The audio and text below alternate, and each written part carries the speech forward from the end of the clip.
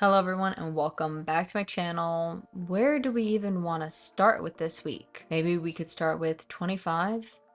Not great. So let's just be real for a second. This whole entire video is just going to be me here sitting chatting with you guys because I literally got no footage this week, and I think once I explain what happened this week, you'll kind of probably realize why I didn't film slash want to even film. All right, let's start with Monday. If you watched last week's, you would know that on my birthday run, I was having all these stomach issues, and I think this run hopefully gave us some clarity as to why I was having those issues on Saturday. Now with this run, I kind of felt a little weird starting off, and my mom had planned to walk it because of her prolapse, and I said, okay, great. She just kept making distance on me and just kept getting further away from me, and she was walking and I was trying to do walk run. And I don't know, for some reason, back of my calf was cramping all the way up into my hamstring. It was just a mess. And then all of a sudden I got really nauseous again. And then I started to feel like I needed to use my inhaler again. Like my first ones that I took before my run really didn't do anything for me. And my doctor said, if you feel like you need more, take more, you can do that.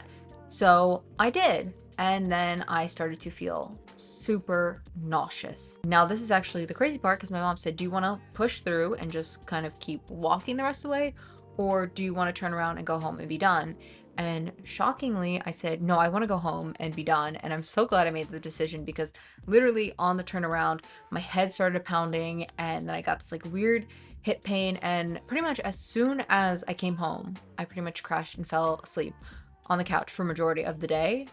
Don't know what happened. For all the other stuff, I don't really have an answer for, but for the nausea, I do think I have a bit of an answer for. Like I said, I got a new inhaler and it just wasn't giving me a nice clean spray every time I'd use it. It would kind of I don't even say clump up, but it wasn't giving a nice puff every time I would use it. So I think what was happening, it was landing in my mouth instead of me breathing it in and going into my lungs. In turn, I am basically eating the medication instead of breathing it. So I talked to my doctor and she kind of agreed with the thought I had of getting a spacer for my inhaler to help it not just spray into my mouth, but spray through a tube and actually breathe it in properly. So at least we have a solution to that problem. Now on Tuesday, I ended up not even taking my inhaler, because if you saw last week's video, you know that we switched our intervals from being speed work and more into hill focus. So I knew for this one, I could just primarily walk it because I hadn't gotten the spacer yet. So I figured, okay, great, I'll just walk this. And honestly, it wasn't too bad.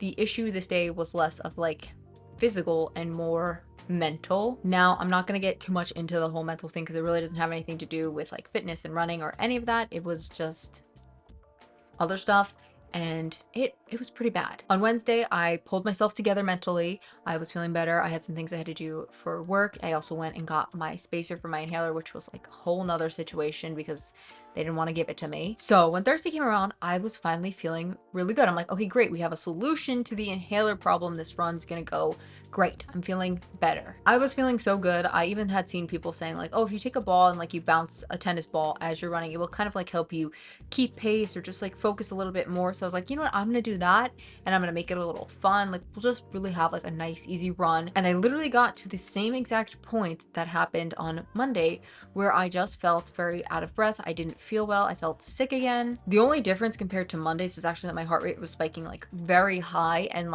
not wanting to come down, which is obviously concerning. This time I did decide not to turn around and just to keep walking, because I didn't feel as bad, but I mean, I still felt bad, but not as bad, but I felt enough that I could take a little bit of a longer route home. Now, since we essentially repeated the same exact situation that we had on Monday, I've kind of came to the conclusion, okay, maybe the inhaler is not entirely the problem. I do think the spacer helps because I definitely breathed it in better, but I was there has to be something else. So me, my mom, and her nursing degree came up with this conclusion. Basically, prior to this, I was pretty much doing all my runs in the afternoon. This week is only the second week ever that I've done my runs in the morning. This week, I also started a new inhaler and a brand new nose spray for allergies. Since I used to do my runs in the afternoon, I would get up and take my nose spray in the morning, and then probably 10-12 hours later is when I would actually take my inhaler. I think what happened is in the morning, I would pretty much take my nose spray. It was probably like maybe 5-10 minutes, and then I would take my inhaler and I would go out on the run. And I just think the two of them were not mixing very well in like my stomach, my body, especially since the nose spray I do take is technically a steroid. So I think it was just like a lot going on. As far as what I'm going to do in the future, I'm not going to not take the inhaler because I think that is more important. As far as the nose spray, I'm probably going to stop, which sucks because it does definitely help my allergies.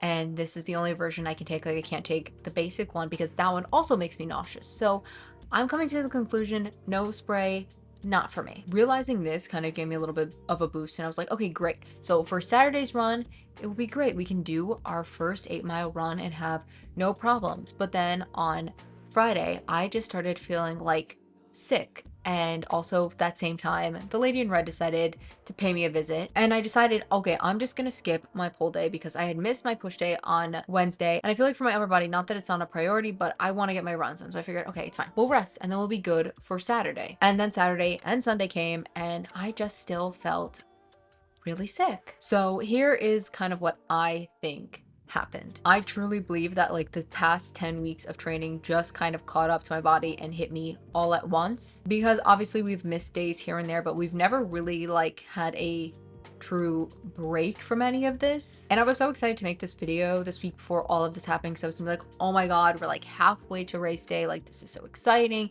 And now it's kind of like, oh my god, we're halfway to race day and I just missed the whole weekend. Oh my god. But I kind of realized I do just keep forgetting that this is like my first half marathon. I've never trained for anything like this. My body has no clue how to respond to any of this, and it's being pushed to points that it has never done before. Now, either way, whether I was feeling sick or not, when I don't work out, I do try to make sure I'm a little bit productive during that time, and I like am researching stuff about working out at least. And it made me discover two things. One of the things is actually something that I think would have been beneficial for now, but I also do think could be beneficial for me in the future. I saw a girl say that she looks at her Ironman training plan as 4-week blocks, basically 3 weeks on and then 1 week off. Basically, so that she can give her body time to adjust to the amount of training that she is doing. Now, obviously, I am not training for no Ironman right now, but I do think my body is not used to the amount it is training, so I think it would have been kind of beneficial to do. The second thing is I had to go through some old hard drives looking for some footage, and I actually found footage from when I was in high school and also my heaviest. Now, the reason I bring this up is because also this week, I probably had one of my worst little bit of binge eating moments in a long time. And obviously, for most people, binge eating makes you feel pretty crappy, because it's just kind of, for me, it's always like, oh, why can I not control myself and just not do what I just did? But when I was looking at all this old footage, it actually made me realize how far I had actually come as far as food goes. In the past, I had found me eating like almost 40 tater tots fried in butter for breakfast, and that was it. Or taking a whole can of Pringles as a snack, or eating multiple chocolate chip cookies multiple nights as dessert, and also bringing them out as like a snack. Honestly, there was probably so much more in that footage that I didn't even like catch, but it also did make me realize like how much I have actually grown in all of this. Because truthfully, in the past, every meal was basically me having a binge eating meal. And honestly, half the things that I did do this past week, I don't even want to count them as binge eating, simply because I was honestly eating most of the time because I was hungry. Also, I was being paid a visit by the lady in red, so you're automatically just naturally more hungry when it's that time. As much as I want to say 25 is a bit of a mess to start off, I do also think I have grown a lot in these past 10 years. I think also, especially this year specifically, because I definitely have taught myself that if you are hungry, you can eat. You don't have to stick to your calories. You might as well eat because you're probably hungry for a reason. And also, I definitely have more control over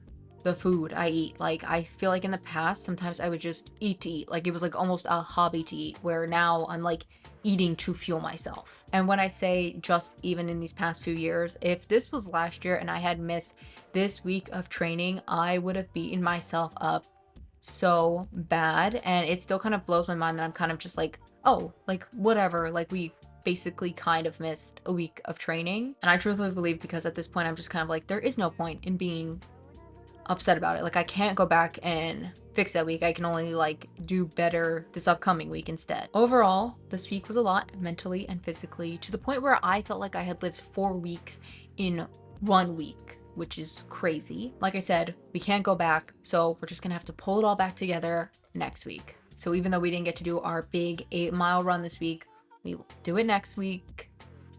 And we will do it next week. There is no ifs, ands, or buts. I will make sure I do it next week, unless I am sick, but we're gonna do it next week. So even though this wasn't the video that I thought I was gonna be posting to celebrate being halfway through training, it's kind of the video we're getting, and we are just going to have to move on from that. With all that being said, I do hope you guys enjoyed this very honest video, and I will see you next week, and hopefully I will not mix any meds.